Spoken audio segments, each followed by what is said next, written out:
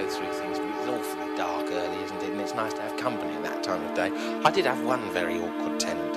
I do try to be fair, but she just wouldn't move out, even though I've become extremely unhappy with the way that she was breaking the lodger's agreement with regard to the use of lights in her room. I do like them to turn off the lights that are in the part of the room that they're not actually in at that time. I insist on that, otherwise I can't keep the rent so low. It's very difficult, and it makes me unhappy to sit and watch a tenant on the video monitor, that I have a monitor in each room, just to ensure proper conduct in the house. They don't actually know about them, but that's part of the tenant's agreement I have with myself, and it does make me unhappy to sit there and watch them breaking this house rule. Now, this girl, in my view, was also having too many guests. I don't mind any number of guests in what I call moderation. Most of my tenants don't actually have so many, as it happens. Certainly overnight guests are extremely rare, but I do have a rule with myself again that if they do have an overnight guest, then I'll turn the video off. But it does seem to me that most of them prefer to masturbate.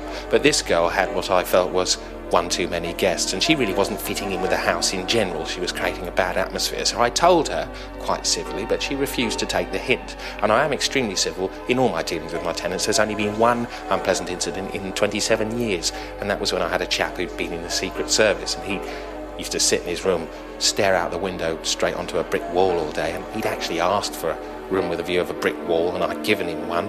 I mean, he was harmless enough, but he used to slide down the banisters in quite a disruptive way, and I thought in the end the best thing would be if I shot him. And I did that with the cooperation of the Home Office. You know, they had a lot of trouble with him as well. They tried to scrub his brain with a wire brush, but you can't be sure. So he ended up taking an assisted dive down the stairwell. I mean, but that was in the 60s. You couldn't do that now. I wasn't going to do that with this girl. I was being very civil with this girl, but she wasn't moving out. And eventually I gave her an ultimatum, and I said, if you're not out by next weekend, I will have to evict you formally. And she said, oh, I have my rights. And I thought, well, we're getting into a bit of a mess here. So I just waited until the Sunday night, and she hadn't gone, and I could see she was asleep on the video monitor. So I went down to her room. I do have a key for each room, just for the odd occasion I have to sluice them out. And I went in and I tiptoed to the bottom of her bed and lifted up her bedclothes and took out a scalpel, a very sharp scalpel. I used to be a medical student, and I slivered the thinnest possible layer of skin from the bottom of her foot. And it just came away like a sort of silk insole.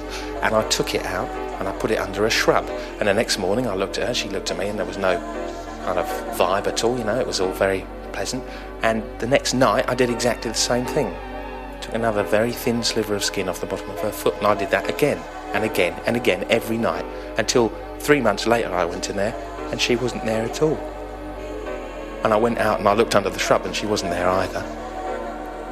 And that's how I get rid of any tenant who doesn't want to leave now.